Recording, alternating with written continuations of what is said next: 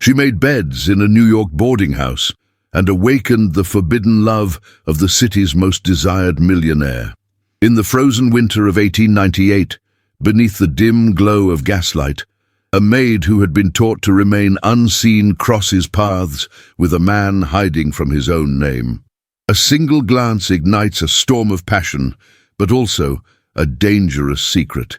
What begins in silence soon threatens to unravel the boundaries of class, pride, and destiny. Will their hearts defy the world that seeks to keep them apart, or will duty and fear silence love before it can bloom? Share with me where you're listening from, and tell me, do you believe true love can ever conquer society's chains? New York City, winter of 1898. The wind carried with it the sharp scent of coal smoke and snowmelt, curling through the narrow streets of Broome Street like a whispered warning. The city roared just beyond the boarding house's thin brick walls. Trolleys screeched, vendors shouted in Yiddish and Italian, and horses clattered over slush-stained cobblestones. But inside the old brownstone at number 96, the world moved slower, quieter. It belonged to the women who scrubbed, stitched and served, women like Anna Brooks. At 26, Anna had become nearly invisible to the world around her, an expert at silence, at slipping between corridors and conversations without leaving a trace. Her mornings began before dawn, with raw hands plunged into icy water, scrubbing linens until her knuckles stung. Her dark chestnut hair was always pinned in a tight, obedient bun, covered with a faded kerchief. Her uniform, a simple grey dress, high-necked and buttoned to the throat, smelled faintly of starch and lye. The only softness she allowed herself was a frayed blue ribbon, sewn discreetly into the inner hem of her apron, the last remnant of a sister who died before the age of 12. That morning, as frost painted delicate webs on the inside of the window panes, Anna carried a pitcher of hot water up the narrow stairs, careful not to let it slosh. A new guest had arrived late the night before. Mrs. Keene, the boarding house's owner, had spoken little of him, only that he would stay for an indefinite period and required no service beyond fresh linens and boiling water. "Room 7, she had said, her thin mouth tightening as she handed Anna the key. "And don't linger." Room 7 had once belonged to a widower who drank himself to death the previous spring. It faced the street, with a view of rooftops and factory smoke, and the bed creaked no matter how gently it was turned. Anna unlocked the door and entered with her usual care. The man was there. He stood by the window, his back to her, one hand resting lightly on the frost-rimmed sill. The morning light, cold and indifferent, spilled through the curtainless glass and fell across his shoulders. His coat, a fine wool garment that had clearly seen better tailoring than this neighborhood demanded, hung from a peg beside the door. He wore a white shirt with a faint blue stripe, the sleeves rolled to his elbows, and his hair, a deep blonde just brushing gold, was neatly combed. Anna froze. She had expected an empty room, a bed to make, and silence. Instead he turned. Their eyes met. For a moment, only a breath perhaps, everything else ceased. The room, the cold, the dull throb in her wrists from wringing towels, all of it vanished beneath the weight of his gaze. His eyes were a shade of blue she had never seen before, not pale like winter, nor storm dark, but somewhere in between, thoughtful, worn, as if they had seen too much beauty and too much ruin to belong to someone so young. He didn't speak, nor did she. Anna lowered her gaze first, stepping back toward the basin. "I beg your pardon," she murmured. "I thought I was told—" "I arrived late," he said, his voice smooth, warm, but quiet. "You must be Miss Brooks." The fact that he knew her name startled her more than his presence. She had never spoken it aloud to a guest before. "I am," she said softly, setting the pitcher down on the dresser. "I've brought hot water. Shall I change your linens as well, sir?" "No," he said, though there was no cruelty in his tone. "That won't be necessary." He stepped aside to give her space, but Anna could feel his presence behind her like a current. Every movement, folding the towel, adjusting the pitcher, felt suddenly exposed, as if her hands had never belonged to her until now. She was used to men looking through her, past her, never at her. He was different. "You rid," he said quietly. She turned her head just slightly. "Sir." He nodded toward the small book, tucked between the folds of her apron. Anna's cheeks warmed. She had not meant for it to show. "Only in the evenings," she replied. "After my duties." "Well, what is it you're reading?" "Jane Eyre," she answered before thinking. Her heart quickened, but only borrowed. "It belongs to Mrs. Keane's daughter." He smiled then, and it startled her. It wasn't the practiced, arrogant smile of the men who passed through this house with their loud laughter and cheap cologne. It was something softer, sincere. "A fine story," he said. "Though I suppose I shouldn't be surprised. You strike me as someone who would admire a woman of spirit." Anna said nothing. She didn't know how. He extended his hand. "I'm Ellis, Thomas Ellis." She stared at his hand, then offered hers. Not as a lady would, she had never been taught such things, but as a worker, tentative and unsure. His fingers closed around hers gently, and a shiver bloomed at the base of her neck. "Miss Brooks," she whispered. He released her hand slowly, as though reluctant to let go. She gathered the soiled towel and turned to the door, but something had shifted in the air. It wasn't love. Not yet. It wasn't even attraction in the way she understood it. It was the tremor before the storm, the moment a candle flickers before it flares. He watched her leave, and Anna, for the first time in many long grey months, dared to look back. The soot-streaked windows of Broome Street glimmered faintly under a hesitant sun, but inside room 7 the air remained still, thick with the weight of silence and something else. Something Nicholas Van Alen had never known in all his 32 years. Stillness without expectation. His coat, tailored on Fifth Avenue, hung beside a wall cracked by time. His boots, polished to a military shine, rested beside a modest iron bed frame.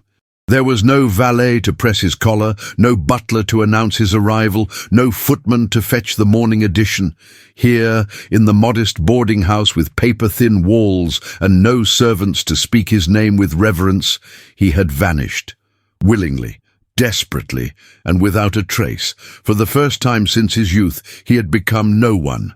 He sat by the window, the city's breath rising in little puffs from chimneys beyond the glass, and watched the horses move through slush with the determination of beasts that knew no rest. It was a rhythm he found oddly soothing, predictable, honest.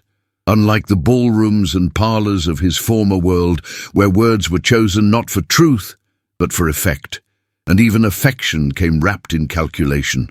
He had abandoned it all. The opulent Van Alen mansion, the censure of his father, the headlines still fresh with scandal. "Van Alen heir spurns political union, wedding off with senator's daughter," the herald had screamed. He had burned the clipping, but the ashes still clung to his mind. Now he was Mr. Ellis, a man of no heritage, no burden, no expectation. He had told no one where he had gone. Only Thomas Blythe, his former schoolmate turned journalist, whose silence could still be bought, not with coin, but with loyalty forged in the fire of long-shared secrets. Nicholas leaned back in the creaking chair and exhaled slowly.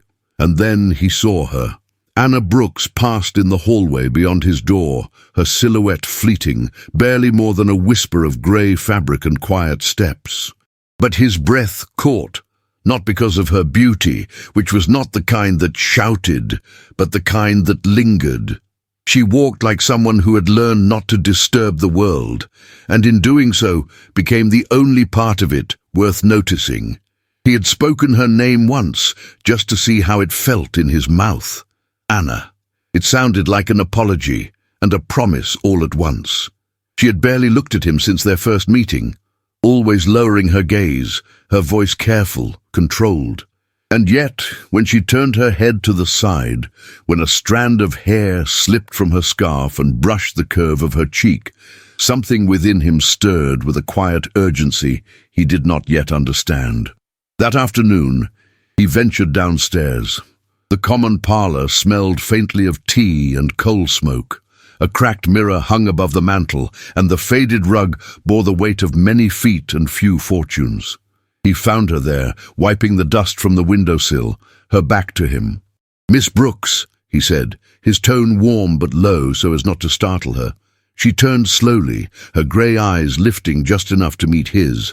A slight nod. No smile. "Good afternoon, Mr. Ellis." "May I?" He gestured toward the nearby chair. She hesitated. It was not proper, not expected, but something in her eyes flickered. Not agreement, but curiosity. She returned to her cleaning, slower now. "You've been in New York long?" he asked. "Since I was 15. And before?" She paused. "I was born near Albany. My father worked the rails. My mother took in sewing." He nodded, absorbing every word as if it were a secret entrusted to him. "I've always found something comforting in railroads," he said. "They follow one path, straightforward, purposeful." Anna didn't answer, but she didn't leave. "And you?" she asked at last, softly. "Have you always been in the city?" His throat tightened. "In a manner of speaking," he replied, "but I've never belonged to it. Until now." She glanced at him then, not long, but long enough for him to feel it. That subtle flicker in her gaze that suggested she had known what it meant to live among places where one did not belong. Mrs. Keene entered then, her sharp eyes narrowing at the sight of them. "Miss Brooks," she said crisply, "your hands are needed in the kitchen." Anna turned immediately, her gaze lowered. "Yes, ma'am." She left without another word. Nicholas watched her go, feeling a small emptiness replace her presence in the room. Mrs. Keene turned to him, her voice softened with the syrup of pretense. "You'll forgive Miss Brooks," she said. "She's a quiet one, hard worker, but sometimes—" She sniffed. "The help forgets their place." Nicholas met her eyes, calm and unyielding. "She seems perfectly in place to me." The landlady pursed her lips but said nothing more. That evening, as shadows climbed the walls of room 7, Nicholas stood again at the window, candlelight flickering behind him. He thought of Anna's hands, raw from cold water and bleach, and her voice, low, steady, unbeautified. He thought of her silence and how it somehow said more than the practiced speeches of debutantes he had danced with under chandeliers. He did not yet love her. But something had shifted inside him. A quiet awareness that the life he had left behind had never truly been his, and that the woman who moved through corridors without leaving footprints had somehow awakened the part of him he had buried beneath silks, scandals, and family expectations. In the dim light he picked up the book he had carried with him, The Tempest, bound in worn leather, and turned a page without reading it. He had no future to offer, no past he wished to share. But in that fragile space in between, perhaps, just perhaps, there was a place where two invisible souls could be seen. Downstairs, in the cramped corner near the servants' table, Anna rinsed the last of the dishes beneath a slow drip of steaming water. The room was empty. Her hands ached, her shoulders heavy, but her mind would not rest. She had not meant to speak to him. Not truly. And yet, she touched her cheek without realizing it. The skin was still warm. "Mrs." Keene's words returned like a warning in the steam. "You were born to serve, not to be seen." But hadn't he seen her? Really seen her? She didn't know what it meant yet, didn't dare name it. But something had awakened inside her that day. Something dangerous, something beautiful, and she wasn't sure she wanted it to go back to sleep. The wind off the Hudson carried a chill sharper than any blade, and yet Anna Brooks walked through the narrow lane behind Broome Street as though untouched by it. Her gloved hands clutched a small paper parcel tied with twine. The corners softened from where her fingers had pressed too tightly. Inside, wrapped in brown linen, was a book. Not just any book. A slim, leather-bound volume of poetry, Leaves of Grass, by Walt Whitman. She had admired it once in the shop window near Spring Street, her gaze lingering for only a moment too long, and now it was hers, given to her not by family, not by friend, but by Mr. Ellis, the mysterious boarder, whose presence continued to turn her world ever so slightly askew. She had found it upon her pillow that morning. No note, no signature, just the book, carefully wrapped, placed with intention and gentleness. Her first instinct had been to return it. It was inappropriate, dangerous, but she had not. She could not. Instead, she pressed it to her chest and hid it beneath the folds of her uniform as if it were a relic, sacred and forbidden. Inside the boarding house, the air was heavy with the scent of boiled potatoes and ash. The tenants had gathered for supper, their chatter muted by the storm brewing beyond the windows. Jude Malley, a young carpenter who had long considered Anna his to claim, watched her from across the room. His gaze was different now, not admiring but questioning, sharp-edged. He had noticed her distraction, the quiet smile that lingered on her lips as she passed through the kitchen. "Something's changed with her," he muttered to Mrs. Keene, whose ears were always tuned to unrest. "That boarder, Ellis, he's been too kind." Mrs. Keene pursed her lips. She too had noticed. A passing glance in the hallway. A polite greeting stretched just a second too long, and now whispers were beginning to stir, like dry leaves skittering across the floor before a storm. Upstairs, Nicholas stood before the cracked mirror in his room, adjusting the collar of his coat. He had been foolish to leave the book without a word, but words had failed him. How could he explain what stirred within him each time Anna passed, the way silence wrapped around her like a garment, dignified and unreachable? He picked up his gloves and hat, preparing to take his usual walk. The city had become his hiding place, but it no longer felt like exile. It was beginning to feel like possibility. Still, he knew the illusion could not last, especially now. That morning, while browsing a market near Washington Square, he had spotted a man watching him, a man from his world. Charles Loring, an associate of his father's, dressed in the usual black wool coat and top hat, with a monocle that glinted like accusation. Their eyes had met for only a second, but it was enough. Loring had tilted his head, puzzled as though trying to place a face seen once at a gala or on the steps of the Union Club. Nicholas had turned away quickly, heart pounding, but the encounter had left him shaken. He could no longer assume anonymity. Time was no longer on his side. He stepped out into the street, the cold biting at his cheeks, and made his way toward the bookstore near Spring Street. He needed distraction, something ordinary, grounding. But as he turned the corner, he saw her, Anna. She stood just beyond the shop window, staring at the display, though her reflection in the glass betrayed her distraction. She wasn't truly looking at the books. She was thinking, and in her hands she still held the parcel. Nicholas approached quietly. "I wasn't sure you would accept it," he said gently. She turned, startled.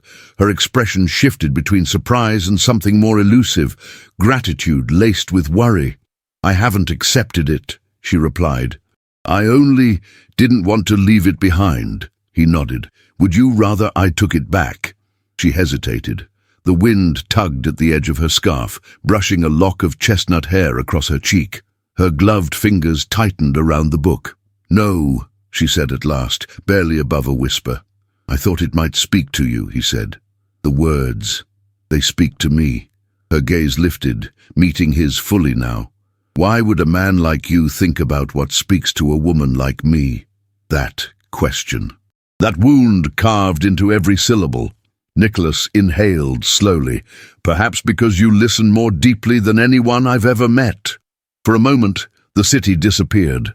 There was no traffic, no vendors, no distant clang of trolleys. Only the two of them, bound by something neither dared to name. And then, the moment shattered. "Anna!" Jude's voice rang sharp behind them. She stepped back instantly, as though burned. Jude strode toward them, his boots striking the cobblestones with purpose. His gaze cut from Anna to Nicholas, heavy with accusation. "I've been looking for you," he said to her, not sparing a greeting for the man beside her. "Mrs. Keene says you're needed." Anna opened her mouth to speak, but Jude's tone sharpened. "You've been out walking too long. People are starting to talk." Nicholas stepped forward slightly, but not aggressively. His presence alone was enough to reframe the dynamic. "I believe Miss Brooks is entitled to a few moments of fresh air," he said calmly. Jude bristled. "And who are you to say what she's entitled to?" Anna's heart raced. She wanted to speak, to ease the tension, but the words remained trapped in her throat. "She's not some lady to be courted on the street," Jude added. "She works, like the rest of us." Nicholas's voice was cool but steady. "And yet, she deserves respect, like the rest of us." Anna turned to Jude, placing a gentle hand on his arm. "Please," she said softly, "I'll return now." She turned without another word, walking back toward the boarding house with the book held tightly against her chest. Nicholas remained still. Jude stared at him a moment longer, then spat on the ground before following after her. Back in her room that evening, Anna sat on the edge of her cot, the lamp casting soft shadows on the plastered wall. She opened the book slowly, tracing the delicate lettering with the tips of her fingers. The poetry spoke of longing, of the unseen, of the quiet music within the soul. She was torn. What was this strange feeling inside her? It was not love, not yet, but it was dangerous. It was unwise. It made her feel alive. And then, beneath the last page, something caught her eye. A slip of parchment tucked carefully inside. Her fingers trembled as she unfolded it. It read, in neat masculine script, "What lies behind us and what lies before us are tiny matters compared to what lies within us." There was no name, no signature, but the meaning was clear. She closed the book, pressing it to her chest, as though to still the storm rising inside her. Outside, the city moved on, oblivious. But within room 7, within the narrow halls of a modest boarding house on Broome Street, the shadows were beginning to dance, and nothing would ever be the same again. The snow fell in whispers that morning, blanketing Broome Street in a hush that softened the world's harshness. Outside the boarding house, the city stirred beneath a delicate veil of white, its familiar clamour muted by winter's breath. Carriages moved cautiously along the icy streets, and plumes of chimney smoke rose like sighs into the silver sky. But inside room 7, the silence was heavier still. Nicholas sat on the edge of his bed, a letter clutched tightly in his gloved hand. The seal had been broken. The words, written in his mother's unmistakable script, were sharp and perfumed with duty. "You are expected at the Winter Garden Ball. The family cannot afford further scandal. Appear, smile, be who you were raised to be." The Van Alens never made requests. They issued commands cloaked in etiquette. He had delayed this summons for as long as he could, but the time had come to step once more into the world he had tried to forget. He stood slowly, crossing the room with measured restraint, and gazed out the frosted window toward the city's edge. Far beyond the brick chimneys and lowly rooftops was Fifth Avenue, the golden corridor of chandeliers and crystal glasses, of whispered gossip and curated smiles. And somewhere beneath that same sky, she moved through her morning as she always did, quiet, diligent, invisible to all but him. Anna. The name no longer felt foreign in his mouth. It felt sacred. He had to see her once more before returning to the world that had forged him in silver and expectation. That evening, as gaslights flickered along the paths of Central Park, he waited beneath the iron arch of Wagner's Cove, snow collecting on the shoulders of his dark coat. His breath came in small clouds, and the river beside him whispered beneath a thin crust of ice. He heard her before he saw her, the soft tread of boots against snow, the quickening rhythm of her breath. And then, from the shadows, she appeared. Anna wore a plain navy cloak, the hem damp with snow, and a woolen scarf drawn tight beneath her chin. Her cheeks were flushed from the cold, but her eyes, wide and searching, held a light that no frost could dim. She stopped a few paces away, uncertain. "You said it was urgent," she whispered. "It is," Nicholas replied gently. He stepped closer, removing his hat. His blonde hair, slightly tousled from wind and worry, framed a face drawn with quiet sorrow. "I must leave," he said. Tonight. She blinked once but made no sound. They've summoned me to Fifth Avenue, he continued. My family is hosting their winter garden ball. Anna lowered her gaze. I see. He reached for her hand, encasing her chilled fingers in his own. No, you don't see. You can't. I understand more than you think, she said, her voice strained. You belong there, among them. This was never meant to be more than what it was. What it was, he echoed, his voice hoarse. She pulled her hand away, but not with anger, with fear of believing in things she had no right to hope for. Nicholas took a step closer. I'm not the man I was raised to be, he said, not anymore. Not since you. Anna shook her head. Please don't say things you'll regret.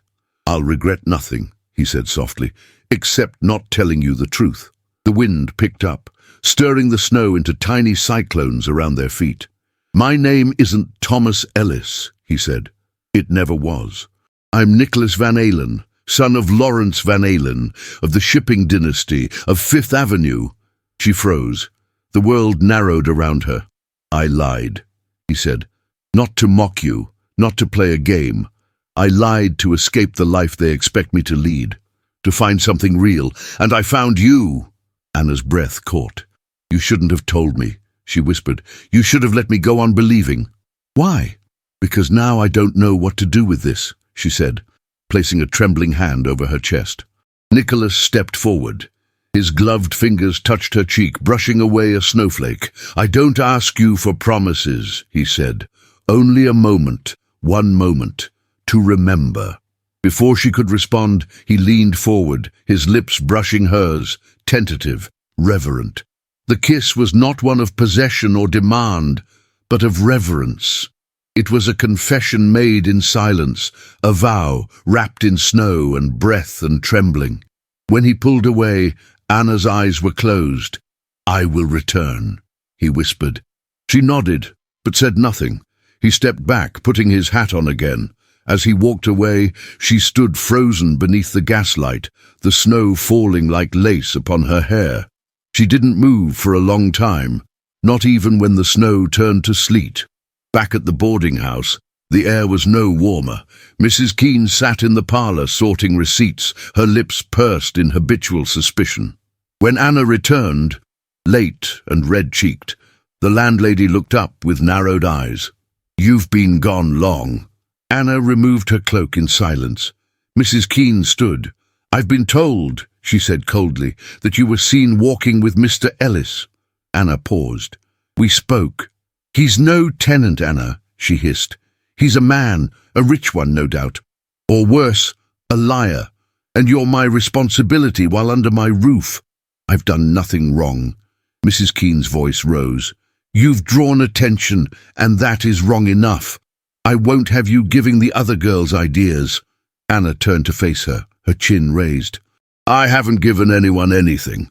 You've given him your time, the woman snapped. And time leads to expectations. If I catch you with him again, you'll pack your things. I won't have scandal in my house. Anna stood silent. Mrs. Keene leaned close, her voice a warning.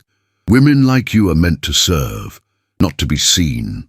That night, as Anna lay beneath the thin blankets of her cot, the kiss still lingered on her lips, and the warning echoed louder than her heartbeat.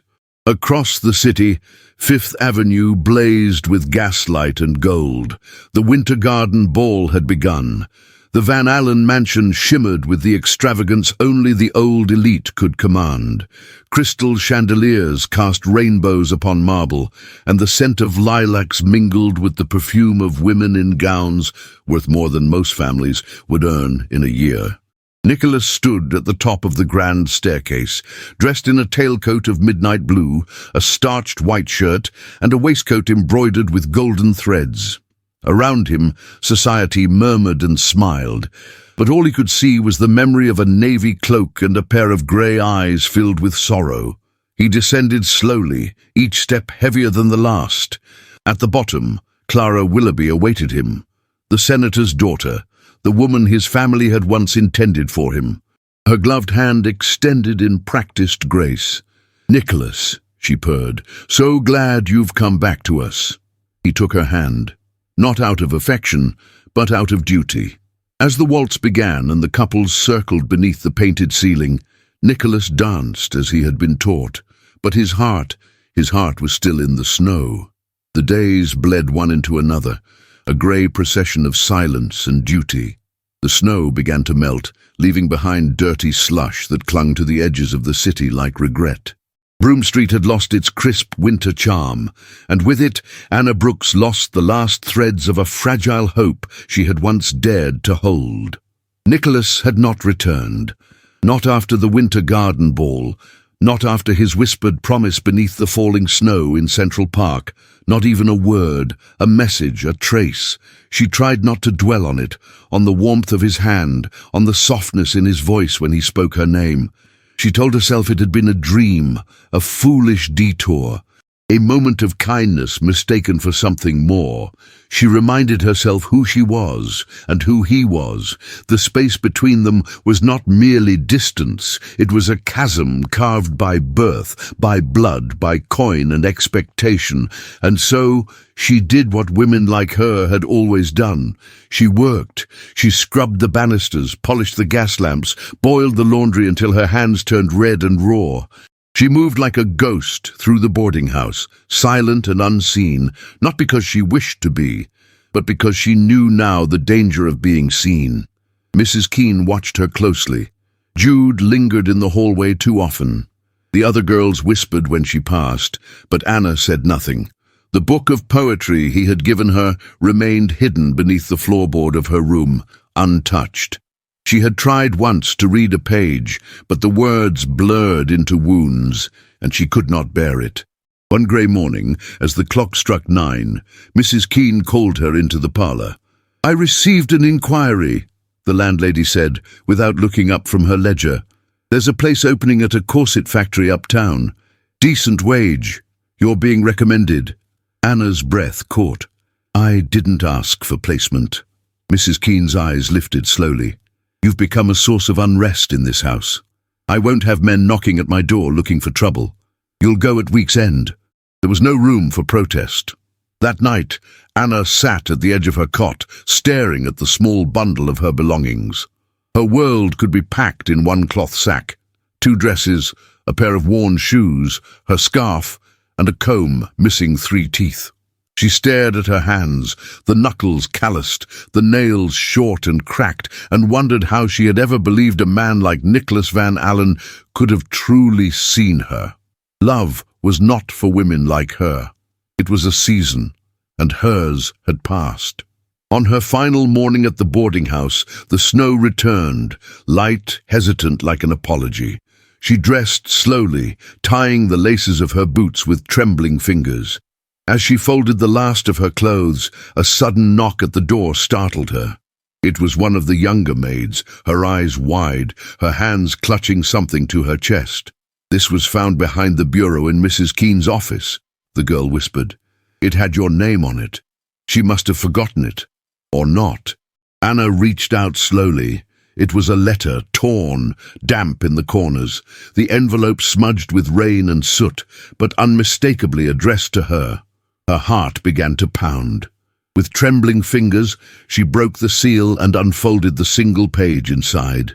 The ink had run in places, but the handwriting was familiar, strong, elegant, with a certain restraint that made it all the more personal. "Anna, I fear by the time this reaches you, I will already have disappointed you. Know this, I did not choose silence. I was not allowed to speak. After the ball, my every movement was watched, my words monitored. I was forced to remain, to attend functions, to make appearances, all under the threat of public ruin and familial disgrace. I have no excuses, only regret. Please wait for me. I will come to you. I will make this right. Nicholas." Anna read the words once, then again, her eyes filling with tears that refused to fall. He had written. He had wanted her. But it was too late. Her bag was packed. Her place was lost. Her name already forgotten within those walls. She folded the letter carefully and tucked it into the lining of her coat. Outside, the snow had thickened. She stepped out into it like one walking into the unknown, her chin lifted, her eyes dry. She did not look back. The factory was nothing like the boarding house. It was louder, darker, and colder. The machines hissed and clicked like metal serpents, and the women who worked there rarely spoke above a whisper. Anna was placed at a station with a needle press, her task monotonous and brutal.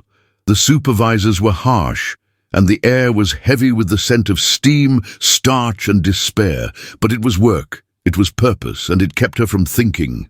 At night, in the boarding dormitory where she now shared a room with 3 other women, she clutched the letter beneath her pillow like a secret too precious to speak aloud. She reread it in darkness. Each word became both balm and blade. "Please wait for me. I will come to you." But he hadn't. Not yet. And she could not live on, not yet. The days passed, each one duller than the last. She grew quieter, harder. Her hands bled beneath the pressure of the machines, but she did not complain.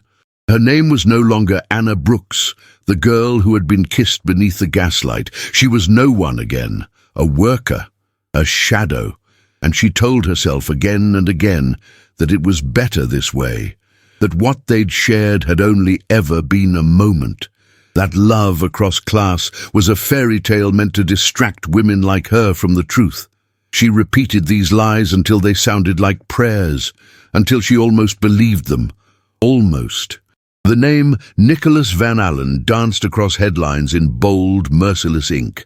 From the New York Herald to the Evening Post, society gasped in unison as the scandal spilled from the drawing rooms of the elite to the soot-streaked hands of newsboys on every corner. Van Alen heir vanishes before marriage, Fifth Avenue shaken by defiance. Rumors of a secret affair. Who is the woman? Speculation became fuel for the glittering bonfire of Manhattan's high society. Had he fled the country? Was he ruined in secret debt? Had he, God forbid, fallen in love with someone beneath his station? The last theory was whispered with the most delicious venom, for in the Gilded Age, love was only a virtue if it obeyed rank. But the truth was more fragile than gossip and more desperate than society would ever imagine. Nicholas had disappeared, but not into exile. He had vanished into the underbelly of the city, chasing the only thing that had ever made him feel alive. He was searching for Anna. No longer dressed in fine wool coats and polished leather boots, he walked in borrowed garments, his hair longer now, his jaw shadowed with the faint stubble of sleepless nights. He searched tenements and factories, kitchens and sewing rooms, asking for her with caution, showing her name written carefully on scraps of paper, as though she were a ghost he begged the city to reveal. But Anna Brooks was gone. In her place was a woman named Margaret Burke, a name she had chosen from a forgotten birth record posted at a parish door. She had taken it like armor, like a lock on a door she could never again open. She worked now in a corset factory on West 34th Street, a place where steam hissed from broken pipes and fabric was dyed in vats so strong the scent clung to skin for days. She worked without speaking, without lifting her gaze. Her hands were blistered, her nails cracked, her spirit caged in silence. Each morning she woke before the sun. Each night she fell asleep, with Nicholas's letter hidden beneath her mattress. She had not thrown it away, she had not read it again, but she had also not let it go. Her lips no longer spoke his name, but her heart did, quietly, always. Meanwhile, Nicholas, tired, cold and aching, entered the small office of Thomas Blythe, a journalist and once friend from his university days. The office smelled of old ink and fresh coffee, the windows fogged from within. Thomas looked up, startled. "Nicholas," he asked, rising from his desk, "are you out of your mind? Do you know the city is devouring itself trying to find you?"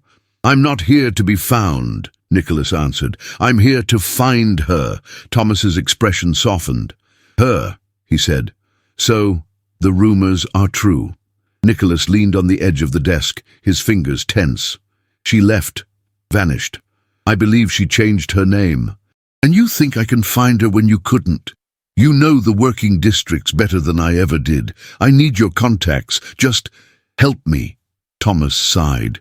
There had been a time when they stood on the same ground, before money drew lines between them. Perhaps this was Nicholas's way of returning to Earth. "I'll do what I can," he said quietly, "but I hope you know. Once she sees you, she may not want to be found." Nicholas said nothing. That afternoon, grey smoke rose from the factory rooftops on 34th Street. Inside the corset workshop, the air was thick with heat and dye. Anna, Margaret, moved through her tasks like clockwork. The rhythm was all that kept her sane. But then it happened. A scream, a spark, a hiss of flame that leapt too fast, too high. A boiling vat overturned. Panic, shouting, fire. The building erupted into chaos. Women ran, dresses catching embers, their hands flailing through smoke.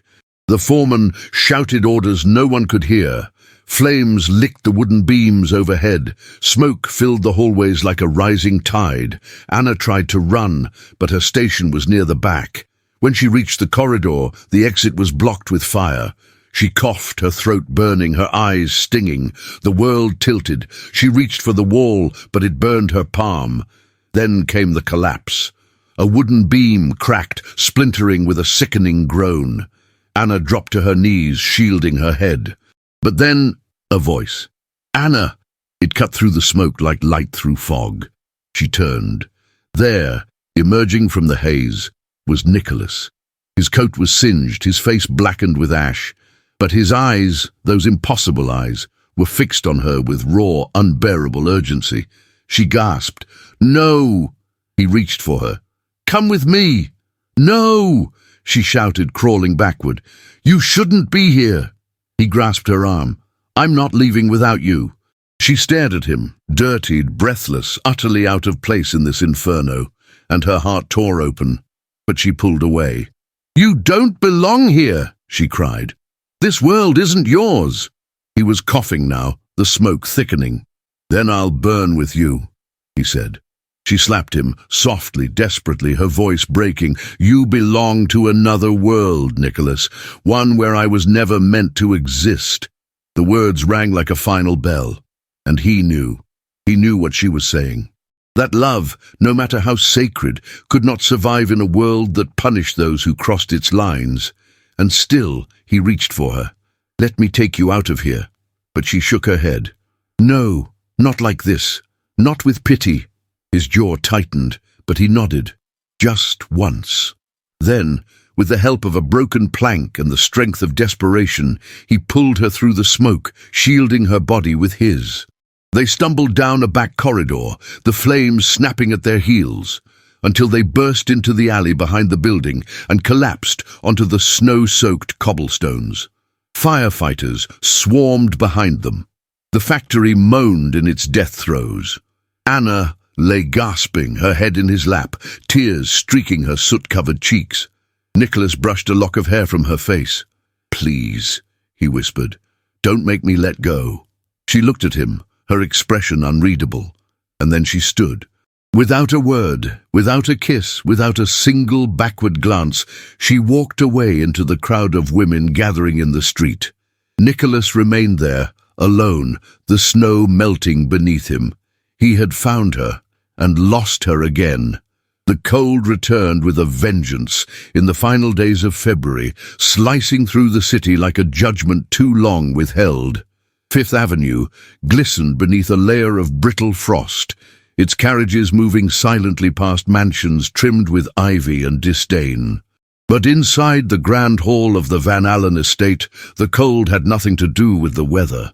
Nicholas stood before the assembled guests, every inch of him pressed into the image of composure, tailcoat immaculate, waistcoat white as virtue, gloves tight against fists trembling with conviction.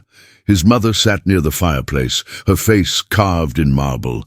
At her side, several distant cousins whispered behind lace fans, their curiosity sharpened by the promise of scandal. His father remained standing. The moment had come.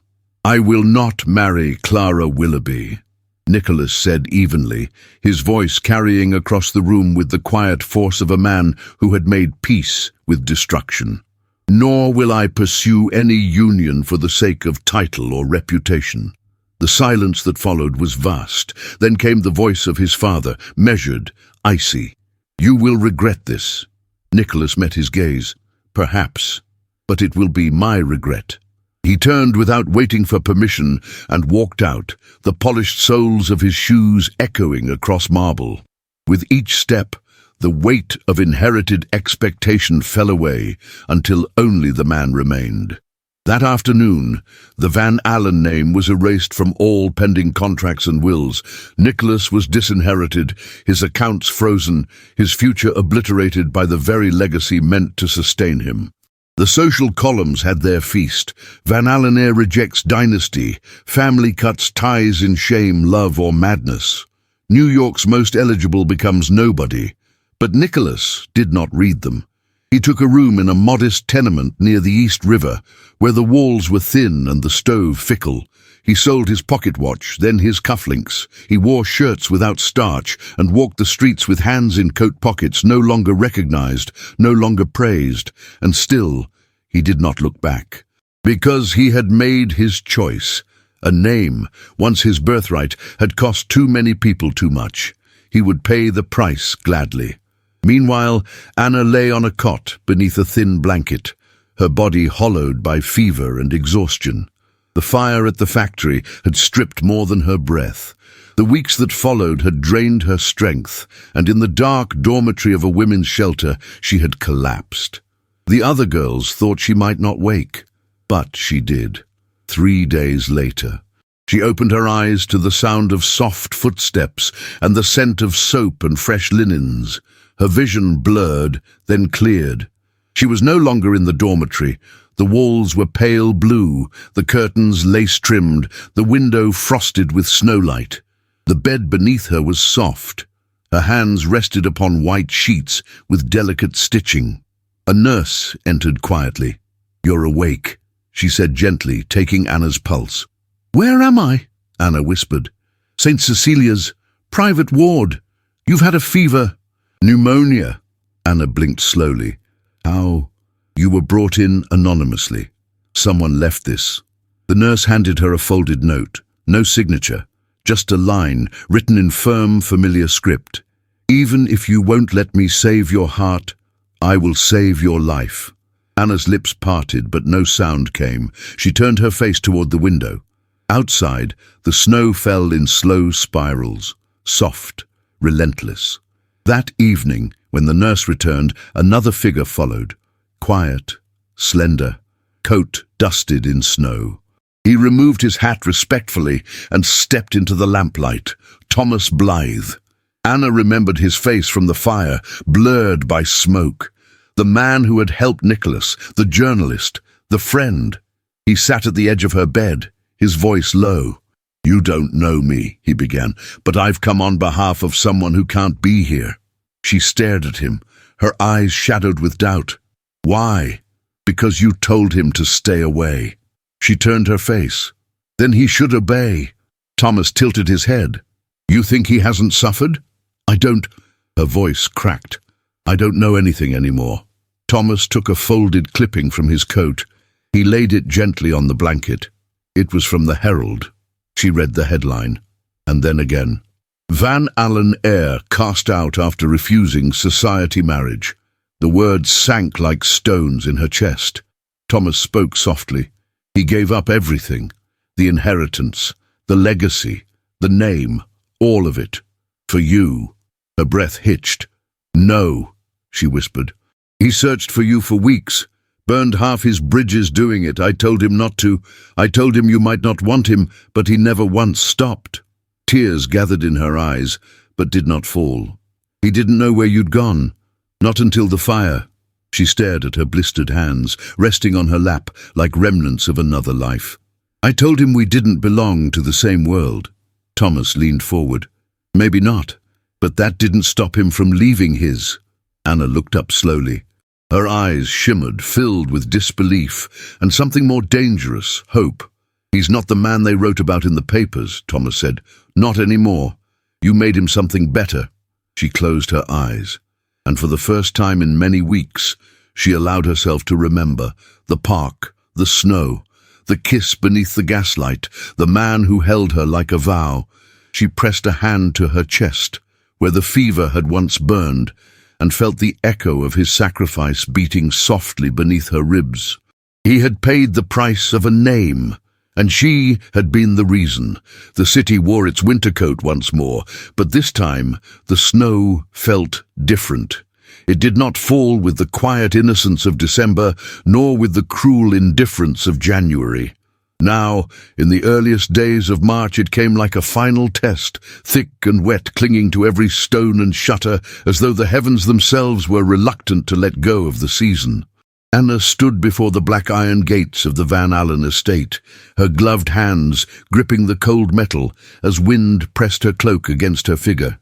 Her heart beat fast, each pulse a whisper of something she was no longer certain she had the right to feel: hope. She had taken the long walk from the convalescent home on foot, refusing the kind offers of transport. She wanted to feel every step, every ache in her bones. She wanted to earn this moment. A servant approached the gate from inside, a tall man in a formal coat with eyes that did not soften. "I've come to see Nicholas," she said, voice steady despite the tightness in her throat. "Please tell him Anna Brooks is here." The servant hesitated, but only for a moment. Then the door of the mansion opened, and a tall woman stepped out into the cold. She was dressed in a thick cloak of navy wool trimmed with black fur, her posture sharp as a blade. Mrs. Margaret Van Alen. Anna's breath hitched. The woman descended the steps without haste, her chin high, her expression unreadable. She came to the gate, stopping just behind the servant, and studied Anna as one might a servant who had spoken out of turn, or a stain that would not come out of a fine carpet.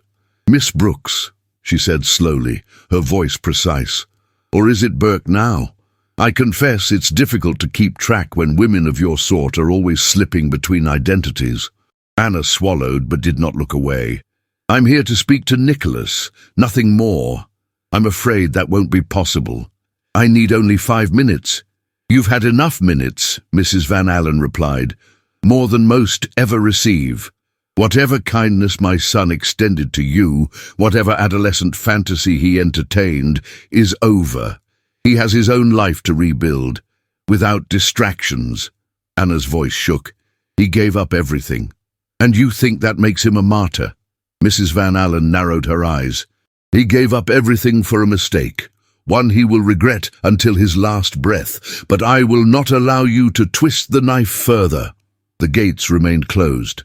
Anna took one step back, the humiliation flooding her cheeks in hot waves despite the bitter wind. Her dignity screamed at her to turn away, but her heart, the foolish, stubborn heart that had endured so much, refused. "Tell him I came," she said softly. "That's all I ask." She turned then, walking away from the mansion, her boots crunching through slush, her spine straight despite the tears burning behind her eyes. What she did not see, what Mrs. Van Alen failed to notice, was the figure standing in the shadows near the corner of the house. Hidden by the ivy-draped wall, Nicholas had seen everything. He had returned only moments before, a stack of translated pamphlets in his satchel and ink smudges on his fingers. He had come to speak to his grandmother, to settle a final account, but then he saw Anna at the gate, snow clinging to the hem of her cloak, her face pale and brave, and he heard his mother's voice. He had always known she would try to erase Anna, but seeing it, hearing the venom that dripped from every word, lit a fire in him he thought had long gone cold. He did not call out. Not then. He waited, watched her walk away, then followed. It took him nearly half an hour to catch up to her. She walked quickly, head bowed, not from shame, but from exhaustion. He found her near Washington Square, beneath the arch where once she had spoken of her childhood, her dreams of something better. He stepped into her path. She stopped. Their eyes met. Neither moved. The snow swirled around them like confetti at a wedding that would never come. "I heard," she said softly. "I saw," he replied. She looked down. She was right. "I don't belong in that world." He stepped closer. "Neither do I." Her eyes lifted to his. He looked different, rougher, the elegant lines of privilege softened by wear. His coat was patched at the elbow, his boots had seen better years, but his gaze had never been clearer. "I tried to stay away," she whispered. "I thought it was what you needed." "What I needed," he said slowly, "was to stop pretending that love had a place. It doesn't. Not in ballrooms, not in legacies. But here," he took her hand, placed it over his chest. "Here, it still lives. If you'll have it." Anna closed her eyes. She felt the warmth of him beneath her palm, the steady beat that once lulled her to sleep in dreams she had not dared to name. "I'm not a rich man," he said. "Not anymore. I never asked for riches. I have no name worth speaking, no promise of titles or ease." She shook her head. "I never wanted ease. I have only this," he said, pressing her hand closer. "My heart, my hope, and a desire to build something with you that neither of us has ever known. Not safety, not comfort, but truth." Tears spilled down her cheeks then, not from pain, but from the relief of being seen, wholly and without conditions. She nodded. Once. And it was enough. They stood in silence, the snow weaving around them like lace, the city breathing quietly at their feet.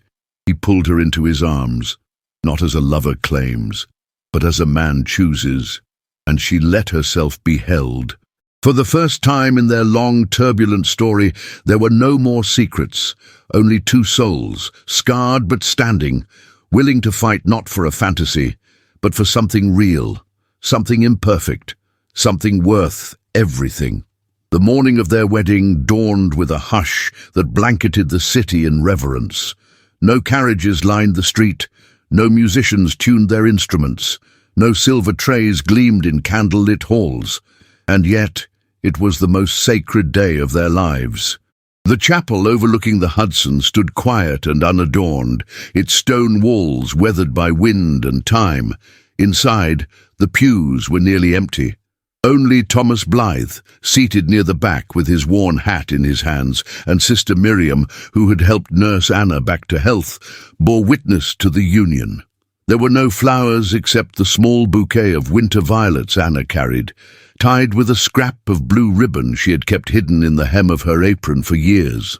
She wore a simple dress of pale grey wool, its neckline modest, her dark hair swept back in a chignon without ornament. There was no veil. Only her eyes, wide with tenderness and fear, carried the weight of the moment. Nicholas stood at the altar, in a suit borrowed from a friend of Thomas's, dark and slightly threadbare but clean. His gloves were too tight, and his shoes had seen better years, but never had he looked more like himself. When the officiant asked if they would take each other as husband and wife, their voices did not tremble, they did not whisper. They answered with quiet certainty, as two people who had been shattered and rebuilt by the same fire. Afterward, no rice was thrown, no photographs taken. They stepped out into the cold, hand in hand, the wind from the river tugging gently at their coats. And when Nicholas looked down at her, this woman, who had once cleaned his floors, who now held his heart with the reverence of a sacred relic, he leaned in, pressing his forehead to hers. "We've done it," he murmured. "No," Anna whispered. "We've only just begun." They rented a modest two-room apartment above a print shop on Cherry Street, where the floor creaked in protest with every step, and the windows let in too much wind. Their furniture was borrowed or second-hand, mismatched chairs, a chipped tea set, a dented stove, but each item had been chosen with care, with them in mind. Anna lined the shelves with linens she had stitched herself. Nicholas repaired the drafty window panes with oilcloth and patience. At night, they read by lamplight, their voices soft as the wind outside. Nicholas began his work in a converted warehouse by the docks, advising immigrant families on how to navigate the Byzantine world of shipping contracts, cargo rates, and exploitative brokers. It wasn't lucrative, but it was honest. His surname was never mentioned. He signed documents simply as Nicholas, and that was enough. Anna's dream took longer to grow. With a small fund collected from women at the convalescent home, she rented a narrow storefront off Delancey Street. There, she opened a reading room for working girls, a quiet space with second-hand books, a pot of tea always warm, and no questions asked. The shelves were filled with novels, poems, educational pamphlets, and by Nicholas's quiet donation, a full set of Whitman and Dickinson, girls came in the evenings, after shifts in garment factories and laundries. They came shyly at first, then steadily, some just for warmth, others for silence, a few to learn how to write their names. Anna never lectured. She only listened, and in listening, she gave these women what no man or law ever had, a place to breathe. Their life was not easy, but it was theirs. They argued over how much coal to burn in winter, over whether sugar was a luxury or a necessity, and over Nicholas's tendency to stay too late at the docks. But those disagreements were brief, and their reconciliation always came with a shared blanket, a whispered apology, or hands intertwined beneath the table at supper. They still walked through the city sometimes, side by side, unnoticed and content in their anonymity. Occasionally, someone would glance too long in Nicholas's direction, squinting as though trying to remember a face seen in the society column years ago. But no one ever spoke. Their past, once gilded and painful, had receded like the tide, until the letter arrived. It came in the late afternoon, on a Thursday, tucked beneath the doorframe alongside a utility bill and a flyer for a vaudeville performance. The envelope was thick, the paper heavy. The handwriting was familiar, though older, less rigid than the letters Nicholas had once received in his youth.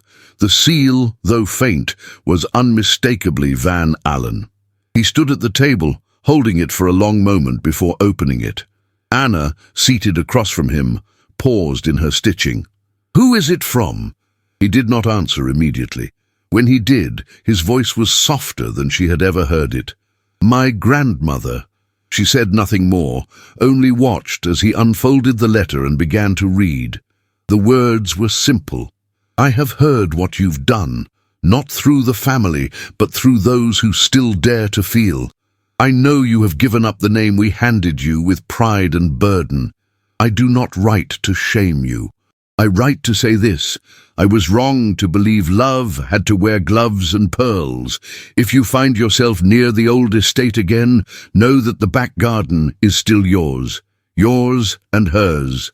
There was no signature, only the initial M. Nicholas sat down slowly, the paper trembling in his hand. Anna placed her stitching aside and came to his side, her hand resting gently on his shoulder. "Does it change anything?" she asked. He shook his head. "No, but it eases something." She leaned down and kissed his temple. "I'm glad," she said. That night, he placed the letter in a small wooden box beneath their bed, beside the deed to the reading room, the receipt for their wedding rings, and the note he had once left her on her hospital bed. A life, he had learned, was not built with grand declarations. It was built in quiet choices, made again and again, with faith in what could be, despite everything. And Anna, his Anna, had chosen him, not for his name, but for the man he had become without it. The sun had long since dipped behind the rooftops of Manhattan, but the city below still shimmered, pulsing with golden light and the hush of distant motion. The Hudson, silver and endless, curled like a ribbon beyond the buildings, reflecting 1,000 gas lamps and the flickering dreams of those who had yet to sleep. On the rooftop of a modest 3-story brick home nestled between a synagogue and a printing press on Delancey Street, Anna stood alone. Her coat drawn tightly over her shoulders, her dark hair swept into a loose braid that now bore threads of silver. In her arms, wrapped in a knitted blanket the color of ash and rose, slept a little girl no more than 3 years old, her lashes casting shadows against soft, rounded cheeks. The child's name was Clara, and she had her father's eyes. Anna gazed over the city, her breath rising in quiet clouds, her heart full in a way that had nothing to do with comfort and everything to do with earned joy. She had once feared this world, Once believed there was no place for her in it beyond servitude and silence. And now here she stood, on a rooftop she called her own, holding the child she had once thought impossible, surrounded by a life that had taken root not in riches, but in resilience.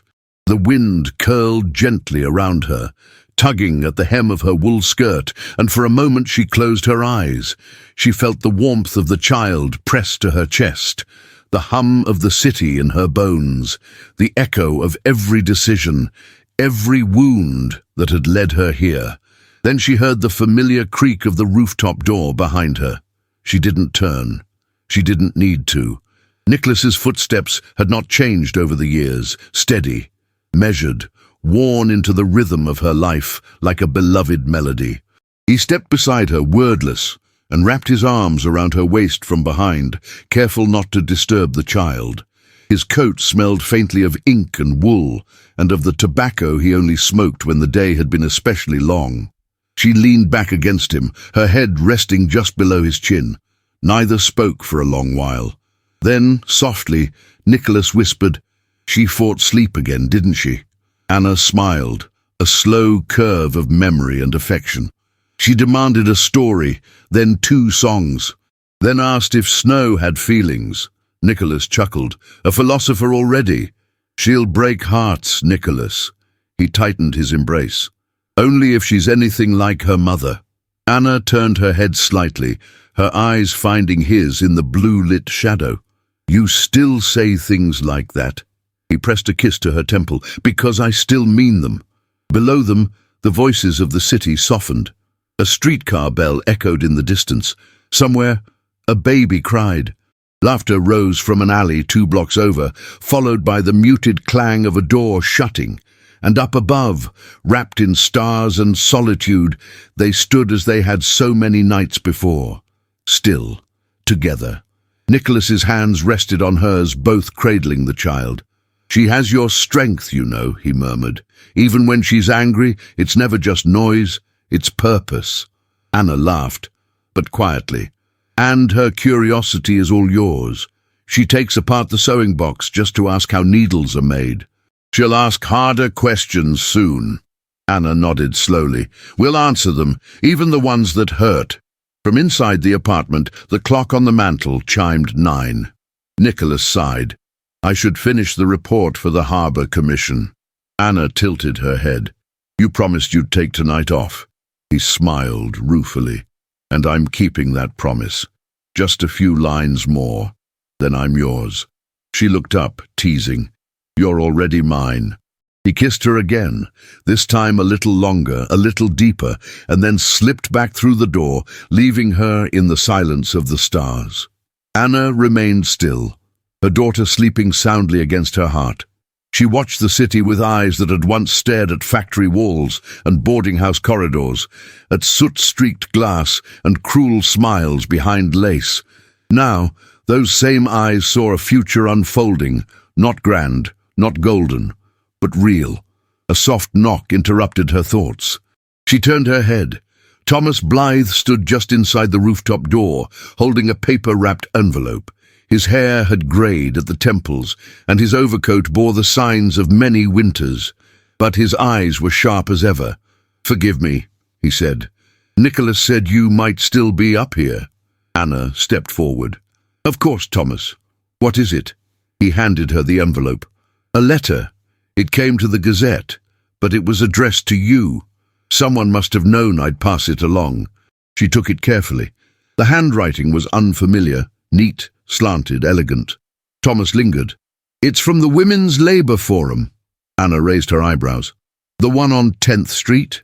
He nodded. "They're inviting you to speak at the Spring Assembly." She stared at the letter, stunned. "Me? You?" Thomas said with a smile. "They've heard about the reading room, about the girls you've helped, about Clara even. You're being noticed, Anna." She lowered her gaze, her fingers gently cradling the envelope. "I never sought to be noticed." "I know," he replied. "That's why you're exactly who they need to hear." He left her then, his steps fading quietly down the stairs. Anna stood alone again, save for the heartbeat pressed against hers. She broke the seal. The letter was brief, gracious, firm. They requested her voice, her story, her truth. She looked out over the city once more, and for a moment she saw herself at 15, arriving in New York with nothing but threadbare gloves and a heart too open for its own good. She saw the girl who scrubbed floors, the woman who burned beneath the weight of silence, the maid who had kissed a man she thought she could never keep, and now she saw herself as she truly was, Anna Van Alen, wife, mother, reader, teacher, survivor. No ballrooms, no chandeliered parlors. Only this rooftop, this child, this letter, this love that had never asked for perfection, only for courage. She kissed Clara's brow and whispered into the night, "Thank you." Not to the city, not even to fate, but to the past that had once tried to break her, because it had failed. And beneath the velvet sky of New York, two souls from opposite worlds had become one. New York, spring of 1906. The city had changed. The skyline now reached higher, its steel bones piercing the clouds with ambition. Streetcars gave way to motorcars, and the sound of hooves on cobblestones was slowly fading beneath the hum of machines. Electric lights danced along Broadway, and women marched in the streets, not just for work but for voice. Yet in the heart of the Lower East Side, beneath a canopy of blooming dogwoods and faded red bricks, time moved differently. On the corner of Suffolk and Rivington, in the same modest building where it all began, stood a small home whose walls had been patched and repainted, but never torn down. Its windows were always open in the spring, letting in the scent of lilacs from the alley below, and laughter, young, bright laughter, spilled out into the street like music. In the backyard garden, Anna knelt by a row of wildflowers, her apron streaked with dirt, her hair now threaded with grey that shimmered in the sunlight. At 34, she wore her years without apology. Her hands bore the stories of work and motherhood, and her eyes, wiser, softer, held a stillness born not of silence, but of peace. Beside her, two children played in the soil, shrieking at earthworms and stealing seeds when they thought no one was watching. Clara, now 11, had grown tall and willful, with a mind sharp as her tongue and a heart too large for the world she inherited. Her brother, Samuel, aged 5, was gentler, always trailing behind her like a shadow stitched in golden thread. Anna paused to watch them, brushing sweat from her brow. A smile lingered on her lips, quiet and full. Then came the sound she waited for every evening, the front door opening with its usual groan, followed by the rhythmic thud of boots and the scent of ink and coal. Nicholas stepped into the garden, his hair now touched with silver at the temples, his shoulders broader with the weight of time. He had left behind the title long ago, but never the grace. He kissed Anna's cheek as though it were the first time, then lifted Samuel into his arms and spun him once before setting him down, laughing. "Any letters today?" he asked softly, brushing dirt from Anna's sleeve. She nodded and reached into the pocket of her apron, pulling out a folded paper with a red seal. "They've invited me again, this time to Washington." Nicholas arched an eyebrow. "Another speech? Another petition," she said. "They want me to testify about literacy access for factory girls." He took the letter, scanned it, and then handed it back. "They'll listen," he said. "They always do." She looked at him then, truly looked. "And if they don't?" He smiled, leaning close. "You'll make them wish they had." The reading room had outgrown its narrow storefront years ago. Now it was a full center, supported by donations from women's unions and immigrant families alike. It was named not after Anna, but after Maria, the first girl who had ever learned to write her name within its walls, who now taught in a school in Queens. Anna didn't need recognition. She had her garden, her children, her work, and the man who had once set the world ablaze just to walk beside her in the light. As for Nicholas, his work with immigrants had grown into a network of advocacy offices scattered across the docks. He was no longer Nicholas Van Alen in name, but in presence he was more than the boy born into silver. He had become a man carved by fire, humility, and love. He had paid a price. He had buried both parents without reconciliation.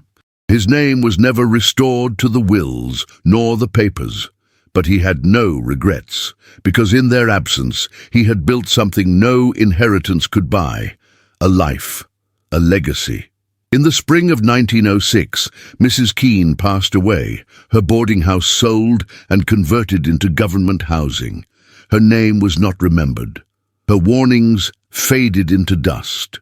Thomas Blythe, now editor of his own newspaper, still visited every Sunday with a bottle of port and stories of corruption and progress. He had never married, but he said the city was his wife, and he meant it. Jude Malley had left the city for the West, bitter and forgotten. He had spent years trying to mold the world into his image, only to be reshaped by its indifference. And Anna? She wrote by lamplight when the children slept, speeches, letters, quiet revolutions. On their 15th wedding anniversary, Nicholas brought her a new notebook bound in leather. On the first page, he had written, "To the girl who once walked invisible through Broome Street and became the woman who made the world listen." That night, as the children slept and the lamps flickered low, Anna stepped onto the rooftop of their home once more, the same rooftop where years earlier she had held her daughter and watched the city breathe. The sky was velvet again, the stars steady. Nicholas joined her as he always had, his coat draped over her shoulders. They stood in silence. And then she said, "Do you think we ever truly escaped the world we were born into?" He looked out over the rooftops, the lights, the vast humming promise of the city.